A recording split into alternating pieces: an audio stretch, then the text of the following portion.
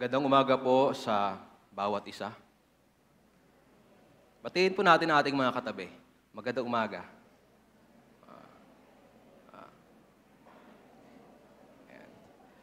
Okay, as we continue, let's come to the Lord in prayer. No? Let us offer thanksgiving prayer sa atin pong Panginoon. Sa lahat ng ginawa at ginagawa at mga gagawin pa niya sa buhay natin. Let's pray.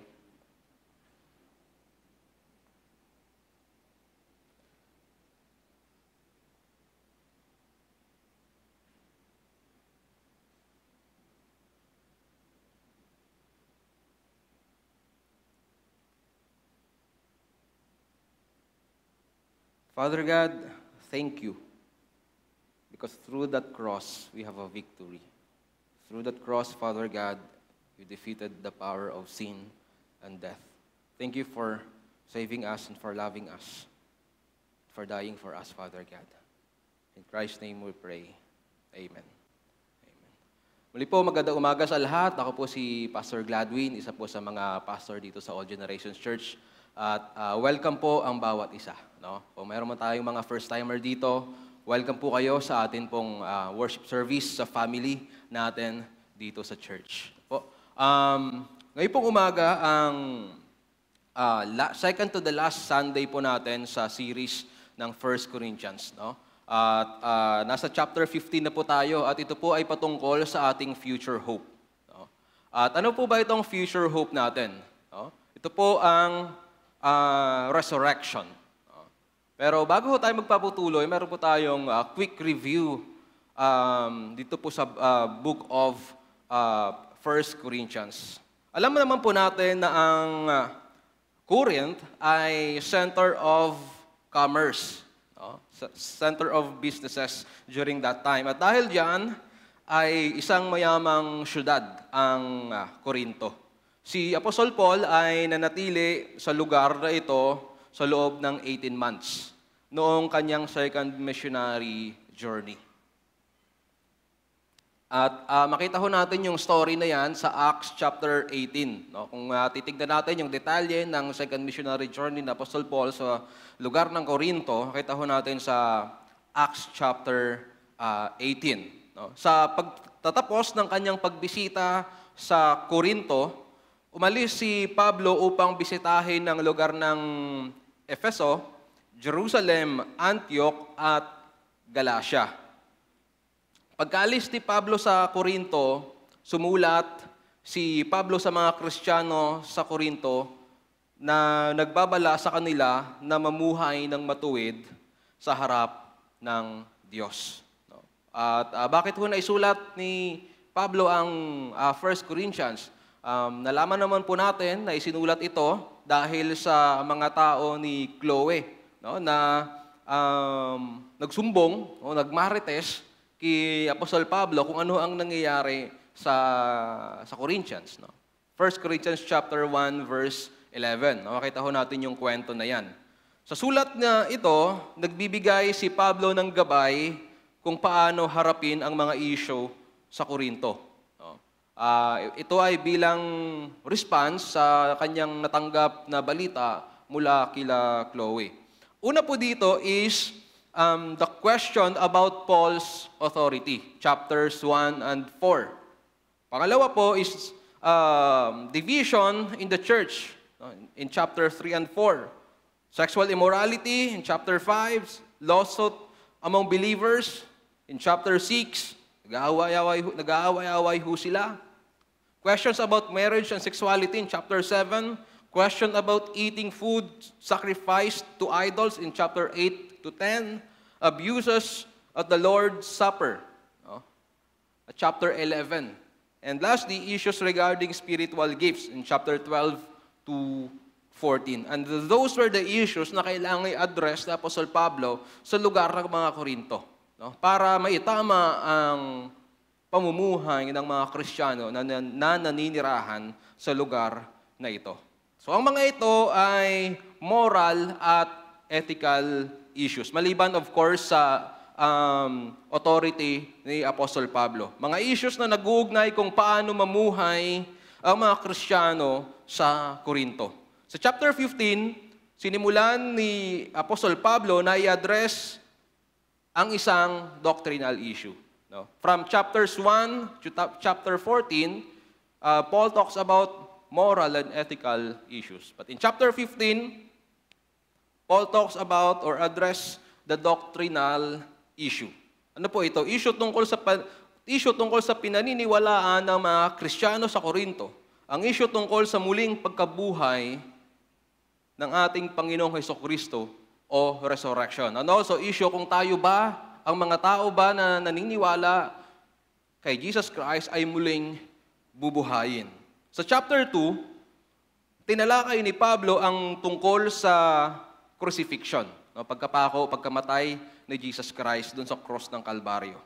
At ngayon, sa chapter 15, tinatalakay naman ni Pablo ang resurrection. Both Christ's resurrection and our future resurrection. Now, the problem is, ang ilang mga Kristiyano sa Korinto ay kini-question ang muling pagkabuhay ng mananampalataya. Pakita ho natin yan sa chapter 15, verse 12. No? Kini-question nila kung mayroon bang future resurrection? Bubuhayin ba ni Kristo ang mga mananampalataya? Ang kanilang pagdududa marahil ay lumitaw mula sa dalawang bagay. Una, in New Testament times, hindi naniniwala ang ilang mga Hudyo tulad ng mga Saduseyo sa anumang posibilidad ng pagkabuhay namang muli o buhay pagkatapos ng kamatayan. Habang ang mga Hudyo tulad naman ng Pareseyo ay naniniwala sa muling pagkabuhay ng mga patay. Nakita ho natin ito sa Acts chapter 23 verse 8. Sabi ho dito, for the Sadducees say there is no resurrection or angels or spirits. But the Pharisees believe in all of these. So marahil, isa ito sa mga dahilan kung bakit nahihirapan ang mga Kristiyano sa Korinto na maniwala sa future resurrection. No? Dahil ang Corinthians is composed of Jews, Hellenistic Jews, and even Greeks and Gentiles. Pangalawa, na posibleng dahilan kung bakit naniniwala ang mga Kristiyano sa Korinto, hindi naniniwala ang mga Kristiyano sa Korinto o kini-question nila ang future resurrection ay dahil ang mga Griego ay naimpluwensyahan ng Platonic dualism. Of course, turo ito ni Plato, no, the great Greek philosopher. Hinahati ng dualism ang mga bagay sa dalawang bahagi, tulad ng mabuti at masama, no, matter and non-matter. For example, ang katawan at ang espiritu. Itinuturo ni Plato na ang ating pisikal na katawan ay hindi perpekto, corrupted, or subject for sinning, subject for faults. Itinuturo ni Plato, yun nga, na ating katawan ay hindi perpekto. Itinuturo niya na ang ating mga katawan ay mortal, ngunit ang ating mga kaluluwa ay nag-i-exist bago pa man tayo mabuhay sa mundong ito. At magpapatuloy ito pag namatay na ang ating pisikal na katawan sa mundong ito. Hindi na mag-i-exist ang katawan sa mundong ito. Ngunit ang kaluluwa ay patuloy na mag-i-exist. Ang mga Griego, kabilang ang mga Kristiyano na nasa Korinto, ay pinalaki sa isang dualistic na kapaligiran. Kasi nga, malapit sila sa Greece, o isa sila sa mga lugar sa Greece. Pinalaki sila sa isang dualistic na kapaligiran. At dahil doon, nahihirapan silang maniwala sa muling pagkabuhay ng katawan. Para sa kanila, ang katawan ay isang bagay na masayang iwanan. Dahil nga ang katawan ng tao is subject for corruption, subject for fault, and sinning. Masayang iwan ang katawan o tinatawag nila na good riddance para hindi na makagawa ng kasalanan. So ito po yung dalawang view kung saan maaring pinanggagalingan ng mga Kristiyano sa Korinto kung bakit sila po ay nahihirapan na maniwala sa muling pagkabuhay o resurrection. So dahil po dito, gusto ni Apostol Pablo na malaman ng mga Kristiyano sa Korinto na ang paniniwala sa resurrection of Christ, and the resurrection of the believers ay foundation ng ating pananampalataya. Napakahalaga po ang paniniwalang ito sa ating pananampalataya. At sa ating pagbabatuloy, makikita natin kung bakit mahalaga ang resurrection sa pananampalataya nating mga Kristiyano. Now, one of the foundation of the Christian faith is the gospel. Okay? So, tignan ho natin sa chapter 15. So, the resurrection and the gospel. Ano po ba ang koneksyon ng resurrection at ng gospel? Connected po ba ito? Intertwined po ba sila? O pwede po silang paghiwalayin? The word gospel is a word that is carelessly used. We talk about gospel music. Ang dami sa panahon natin yung gospel music, but it has no gospel in it. Someone may tell the truth and say that this is the gospel truth. It may be true. Pwedeng totoo, but it is not the gospel truth. A preacher may preach wonderful teachings of Jesus Christ. Nakita ho natin sa internet, ang daming mga preaching about the teaching of Jesus Christ. And it's all good. But minsan, there is no gospel in it. Now, what is the gospel? Let us read in chapter 15, verse 1 to 8. Sabi ho dito, "Let me now remind you, dear brothers and sisters, of the good news I preached to you before. You welcomed it then, and you still stand firm in it. It is this good news that saves you if you continue to believe the message I told you. Unless, of course, you believe something that was never true in the first place.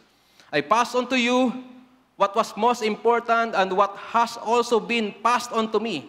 Christ died for our sins, just as the Scripture said. He was buried, and He was raised from the dead on the third day, and just as the Scripture said, He was seen by Peter, and then by the 12.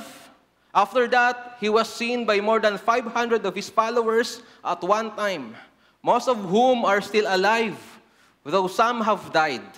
Then He was seen by James, and later by all the apostles.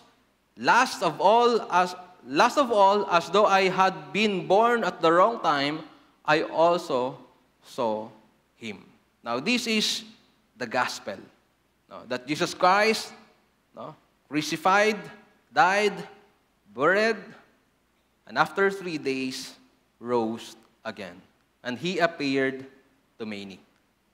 At isa po ito sa conclusive evidence na ang resurrection ay totoo. Dahil hindi ho tayo madaling makakita ng tao na nagte-testify sa isang kwento at handang mamatay doon sa kwento na kanilang tinetestify kung hindi ho ito totoo. Kaya po, isa po ito sa very conclusive evidence that Christ was resurrected. Si Jesus ay nabuhay namang muli. The gospel is death, burial, and resurrection of Jesus Christ. I remember before, may mga nakakasamahan na akong nag-share ng gospel, at ang sineshare nila ay, si Jesus Christ ay namatay para sa iyo, pero nakalimutan yung muling pagkabuhay na i-share. Kulang. Paano ililigtas ni Jesus ang sangkatauhan kung mananatili siyang patay? Paano niya tatalunin ang kasalanan at kamatayan kung mananatili siyang patay? At Because Jesus Christ is risen, now He has the power to defeat sin and death.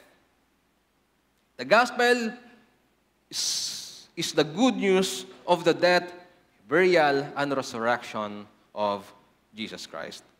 Ang pinakamagandang balita na narinig ng mundong ito ay nagmula sa isang libingan sa labas ng Jerusalem. Sabi sa Matthew 28, verse 6, naalala ko ho yung aking tatay, ang ministry niya ay nag-film showing. No? So, kung naalala ng mga nanay at tatay natin dito yung Jesus film, so, pupunta siya sa iba't ibang baryo, mga bundok, at mga lugar na walang kuryente at nagpapalabas ng Jesus film. At isa sa mga paborito kong linyahan doon ay, sabi ng anghel, bakit nyo hinahanap ang buhay sa gitna ng mga patay? Siya'y wala rito. Siya'y muling nabuhay. Diba? Naalala niyo po yan? So, isa po yun sa paborito kong linya doon. No? Well, hayaan nyo na po yun. Basta ang mahalaga, sabi sa Matthew 28, verse 6, sabi ng anghel, He is not here. He is risen. Amen po ba? Ang Panginoon ay wala doon sa libingan dahil Siya ay muling nabuhay. Pero ang good news ay hindi good news kung walang bad news. Ang bad news ay lahat tayo ay nagkasala. Ano po ang pinakamalaking problema ng tao? No, of course, kasalanan. No? Pero pag tinanong natin, pag ang iitim, no? Pag tinanong ng mga ang mga tao, ano ang pinakamalaking problema ng mga tao? Ang madalas na sinasabi ay walang pera, no? May sakit, no? Kailangan ng gamot. No? Ngunit mga kapatid, ang pinakamalaking problema ng tao ay hindi kung ano ang kulang sa kanya, kundi kung ano ang mayroon siya. At ano ang mayroon sa tao? Kasalanan. Ito po ang pinakamalaking problema nating mga tao. Now, sin brings two things. First is, sin brings defilement, and secondly, sin brings dominion. Defilement. Ito po ay hindi lamang kung ano ang nagawa natin. No? Ngunit ito rin ay kung ano tayo. Tayo po ay likas na makasalanan. Tayo ay likas na marumi sa harapan ng Panginoon. Pangalawa, sin brings dominion. Now, sin rules over us. Sin has its dominion over us. Sabi nga ng isang manunulat, mang-aawit, gusto kong bumait pero di ko magawa. Kahapon po kasi, magsisit-in sana ako sa klase ni Attorney Macy. No? Kaya lang, sabi ko, wag na lang, baka mawalan sila ng trabaho dito sa harap paglinggo. No? Pero rap lang po yung kaya kong gawin. No? Mga kapatid, sin brings defilement and sin brings dominion. It is the gospel, and only the gospel, that has anything to do with these things. The good news is the death, burial, and resurrection of Jesus Christ. Kung mayroon mang kayang kumontra sa kapangyarihan ng kasalanan at may kayang luminis sa karumihan ng kasalanan sa isang tao, wala hong iba kundi si Jesucristo at yung kanyang ginawa para iligtas ang bawat isa sa atin. 1 Corinthians chapter 15, verse 3 to 4. Sabi ho dyan, I pass on to you what was most important and what had also been passed on to me. Christ died for our sins. Just as the scripture said, He was buried and He was raised from the dead, and on the third day, just as the Scripture has said. Christ died for our sin. Sinasabi ni Pablo na ito ang pinakamahalaga. Ito ang unang bagay. Ito ang pangunahing bagay. Kahit ano pa ang gawin natin, kung hindi natin naiintindihan ito, ay na-miss natin ang lahat. Kahit ano pa ang gawin natin, kung hindi natin naiintindihan na ang gospel ang pinaka-importante sa lahat, yung buong kwento ng pagliligtas ni Jesus para sa sangkatauhan, mamimiss natin ang lahat. It has been said that the main thing is to keep the main thing. No? May meaning? The main thing is to keep the main thing. No? So no matter what else the church does, if it doesn't preach the gospel or hindi pinapahalagahan ang pag-iibanghelyo, then the church missed the main thing.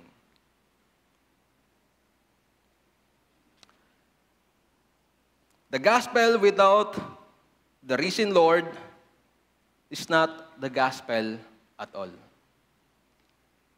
It is just a great story that has no purpose. But Jesus is risen, therefore it has power. Kaya ho natin sa verses 5 to 8, sabi doon, it appeared to the apostles. Jesus Christ appeared to the apostles. He appeared to the 500, and He appeared to many. And so, the gospel that has no resurrection is just a great story but has no power. But again, Jesus Christ is risen, and therefore, the gospel has power. Secondly, the resurrection and faith. 1 Corinthians chapter 15, verses 13 to 14 says there, "For if there is no resurrection of the dead, then Christ has not been raised either.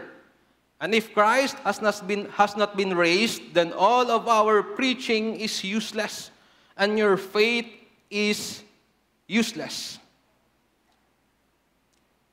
If you reject the doctrine of the resurrection of the dead, you also reject that Jesus Christ was raised from the dead. And if you reject this, then there is no resurrection at all." Ang sinasabi ni Apostol Pablo sa mga Korinto na tumatanggi sa paniniwala ng pagkabuhay na muli mula sa mga patay ay si Jesus ay binuhay mula sa mga patay. Kaya paano mo masasabing walang muling pagkabuhay mula sa mga patay? Si Jesus nga ay muling nabuhay. Paano nila masasabi, paano nila kakwestiyonin na wala ang muling pagkabuhay ng mga patay? Now, if there is no resurrection, we can trust the apostles' teaching in verse 14. Sabi ho sa verse 14, "If Christ has not been raised, then our preaching is in vain, and your faith is in vain." Now, if Jesus Christ, or if there is no resurrection, therefore, we can trust the apostles' teaching. Itinuturo ng mga apostol na nakita nila sa Jesus na buhay. Nakita nila siyang pinatay, nakita nila siyang patay, nakita nila siyang inilibing, at pagkatapos ay nakita nilang buhay siyang muli. Kung ang lahat ng ito ay hindi totoo, kung ganon, ang lahat ng mayroon tayo sa Biblia ay magiging walang kabuluhan. Ang muling pagkabuhay, ang siyang nagpapatunay na lahat tungkol kay Jesus ay totoo. Ang muling pagkabuhay ay ang patutuo ng kanyang kapangyarihan at pagtalo sa kapangyarihan ng kasalanan at ng kamatayan. Pangalawa, if there is no resurrection, in verse 15 and 16, we can trust the apostles itself. Kanina, hindi natin pwedeng pagkatiwalaan ng kanilang mga katuruan. And in verse 15 and 16, kung walang resurrection, hindi ka panipaniwala mismo ang mga apostol. Basahin ho natin, verse 15. We are even found to be misrepresenting God because we testified about God that raised Christ, whom He did not raise if it is true that the dead are not raised. For if the dead are not raised, not even Christ has been raised. So makita ho natin dito that if Christ has not been raised, then sinasabi nila Apostol Pablo, hindi pala kami kapani-paniwala o hindi kami pwedeng pagkatiwalaan sa aming mga tinuturo. Hindi lamang walang kabuluhan ng turo ng mga apostol, kundi kung hindi nabuhay muli si Kristo. Ngunit lahat ng ito ay kasinungalingan at panlilinlang lamang. Kung hindi nabuhay si Kristo, mamili na lang po tayo. Si Jesus ay nagsasabi ng katotohanan o kung hindi man, ang lahat ng apostol ay nagsasabi ng kasinungalingan. Pero hindi po yun yung kaso dito. Dahil po si Jesus ay buhay, reliable yung teaching ng mga apostol at reliable kahit sila mismo. Dahil buhay si Kristo. Pangatlo po, our faith is completely empty and worthless kung wala pong resurrection. In verse 17, and if Christ has not been raised, your faith is futile, and you are still in your sins. And if Christ is not been raised from the dead, sabi doon, your faith is worthless. O sa ibang translation. Kung wala ang muling pagkabuhay ni Jesus, ang ating pananampalataya ay hindi lamang magiging walang kabuluhan, in verse 14, ngunit ito rin ay magiging walang halaga, worthless, empty. Ang pananampalataya kay Kristo ay may kabuluhan at halaga lamang kung siya ay muling nabuhay. At kung walang resurrection, panghuli, wala ring pag-asa.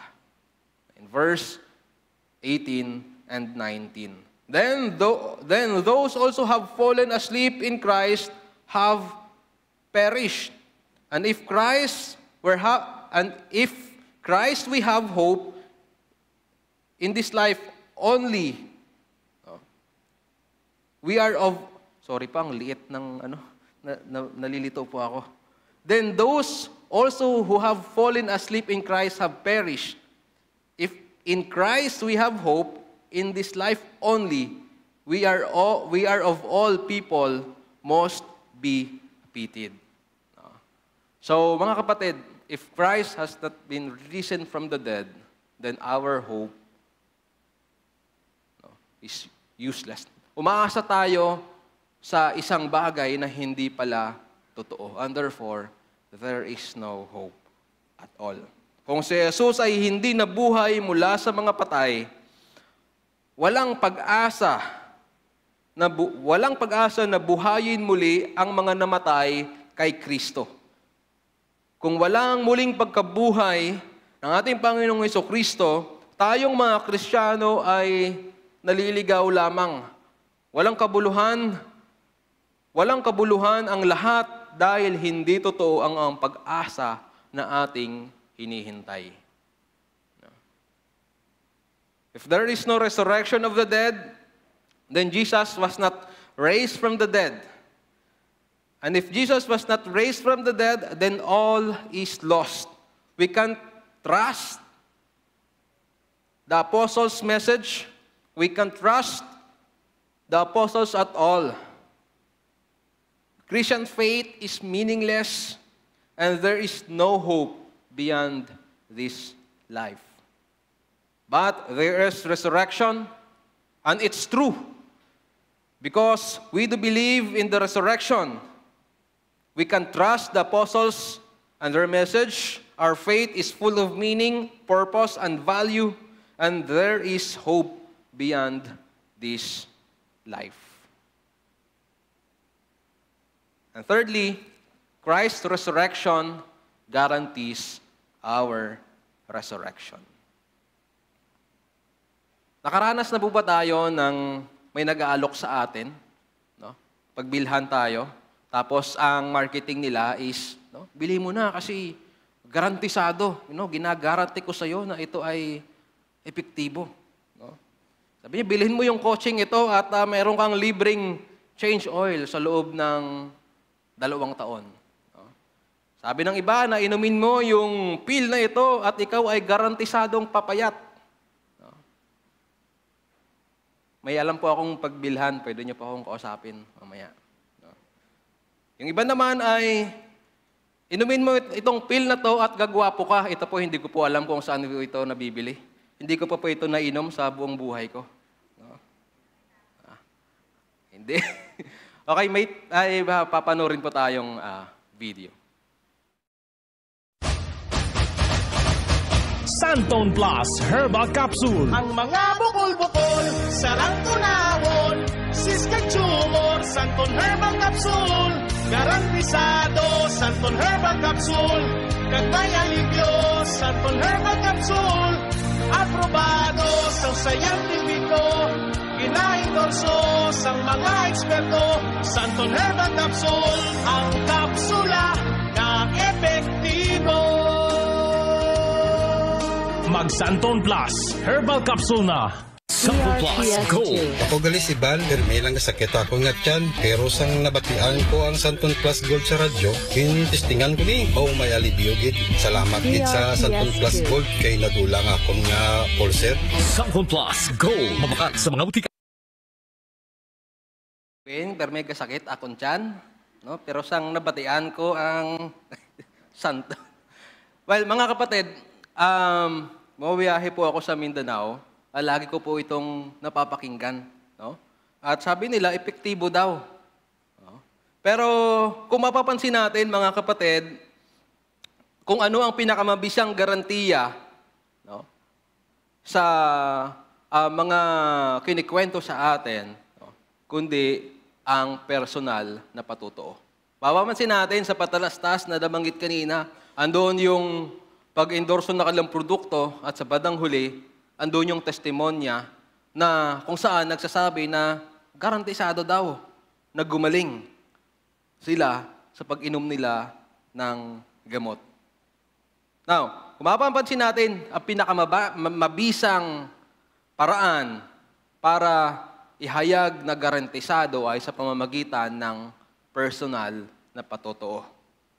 Sasabihin ng mga tao na gumana para sa kanila ang mga ito, so, sabihin nila sa ibang tao, gagana rin ito sa'yo. Try mo, baka gumana sa'yo. No? Now, sa 1 Corinthians chapter 15, verse 20, sabi po dyan, but in fact, Christ has been raised from the dead. He is the first of the great harvest of all who died. This is what we have here. Paul is saying that the church at Corinth, that the guarantee of eternal life, Jesus Christ is the one who gives the first testimony to support the proof of this eternal guarantee. Para paniwalaan ang isang bagay, no, isa sa pinakamabisang paraan ay merong magtetestimonya para dito. At nakikita ho natin dito that Jesus Christ was the first one to testify that there is resurrection. In verse 23, sabi po dyan, but there is an order to this.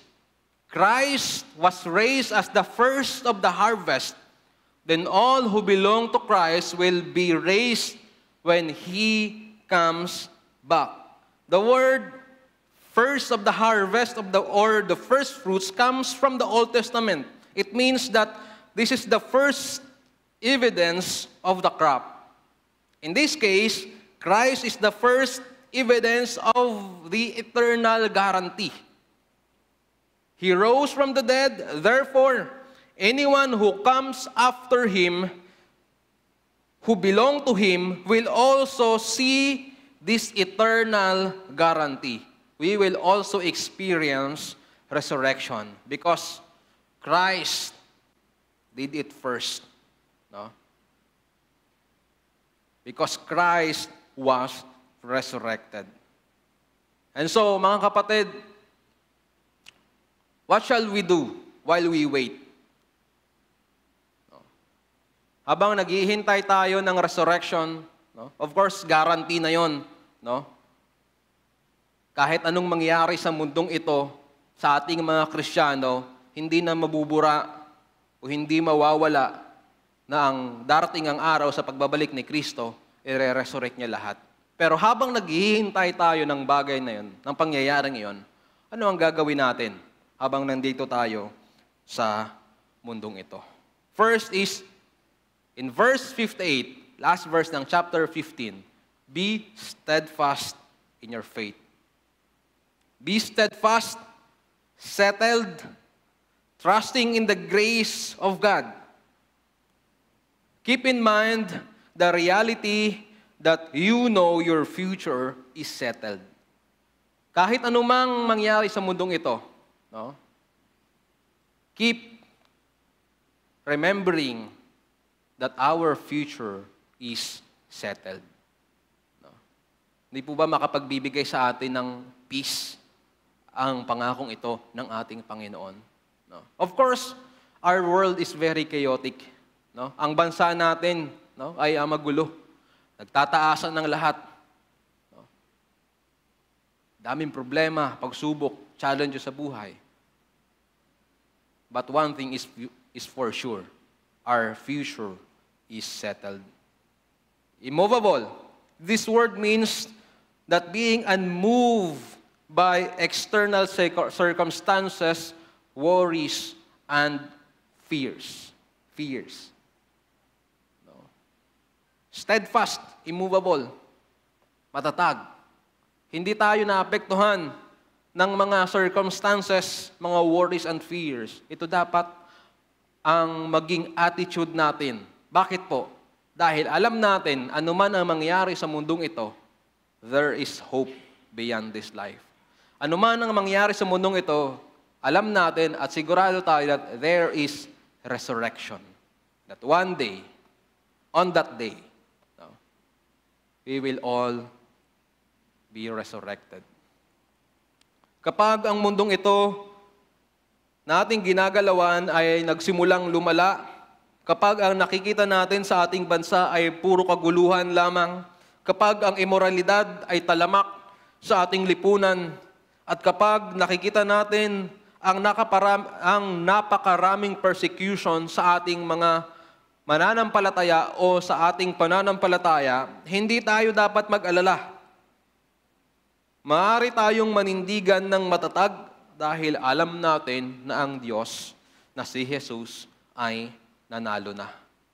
Tapos na, tinapos na ng Panginoon. Secondly, know that your work in the Lord is not in vain. As we wait for the future resurrection, habang nandito tayo sa lupa, know that our work for the Lord is not in vain. Sa buhay, minsan, no, nadi-discourage tayo, hinahan tayo ng loob, at tinatanong natin ng ating sarili, bakit ko pinagdadaanan ang lahat ng ito? Ginawa ko naman. Pagkatapos ng lahat, wala pa rin akong nakikitang resulta. Thinking that somehow we need to do something and leave a mark. We forget that it is not us doing the work, but Christ doing the work through us. Tayo ay kasangkapan lamang ni Kristo. Sometimes our work is not recognized, and it's okay. It's okay not to be recognized. Success in the ministry is not based on results that we can see.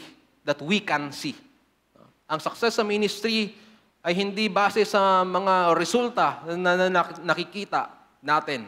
Hindi nakabase na kung marirecognize ba tayo, but rather upon our faithfulness to our call and our ability to live the results to God. Yun po ang importante, mga kapatid. Paul is saying this because Christ rose. Because it is certain that we will be resurrected. Because He is coming back. Because the end of the book has already been written. We don't have to wonder whether or not our service is in vain. We can know for sure, and we can know with certainty that our work, our labor, our toils for the Lord is not in vain. Ano man ang mangyari sa mundong ito, ma-recognize man tayo o hindi, makita man natin ang resulta o hindi, no? But one thing is for sure, hindi po yan nagiging walang kabuluhan sa harapan ng atin pong Panginoon. As the body of Christ, God has given us all we need to accomplish His will, to continue His work, and to bring Him glory till He comes. We should be more concerned about being His spiritual body here on earth than we are about receiving a new body in heaven. Bakit po mga kapatid? No? Yung new body in heaven, guaranteed na yon. Ano man ang mangyari, matatanggap natin yon. Pero sa ngayon, habang hinihintay natin yung bagong katawan, yung resurrected body, incorruptible body na ibibigay sa atin ng Panginoon, habang hinihintay natin yun, let us be His spiritual body here on earth. Of course, resurrection is for sure. No? But as we wait, let us be His body here on earth. Tayo po ay manalangin. Ama naming banal, maraming salamat po for the promised resurrection. Thank you for guaranteeing us this wonderful gift of eternal life. And as we continue our lives sa mundong ito, Panginoon, let us be your body. And let us follow your will, Father God. Sa pamagitan ng aming buhay, ikaw ang mabigyan ng kapurihan at pangalan mo ang maitaas sa aming kalagitnaan. Ito po ang aming dalangin sa pangalan ng Jesus. Amen. Amen.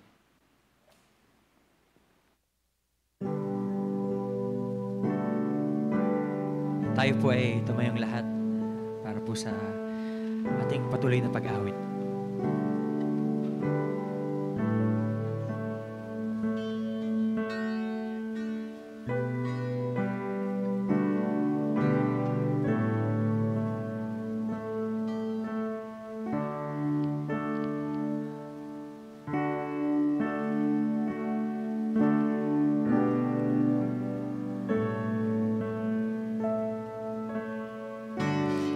Oh Lord, you've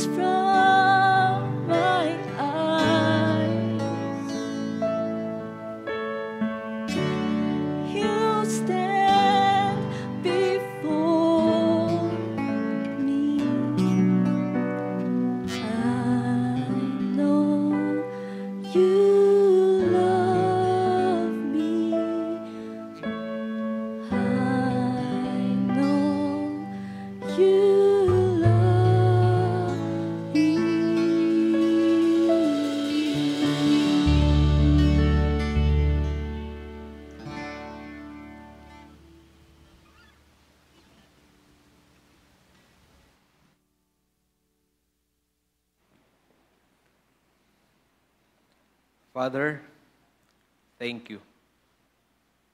Thank you because you loved us, Father God. Thank you for the cross. Thank you for the promised resurrection, Father God. That one day, we will all be resurrected, and we will be with you for the rest of eternity. The Lord bless us and keep us. The Lord make His face shine upon us and be gracious to us. The Lord lift His countenance upon us and give us peace this day and forever. Amen.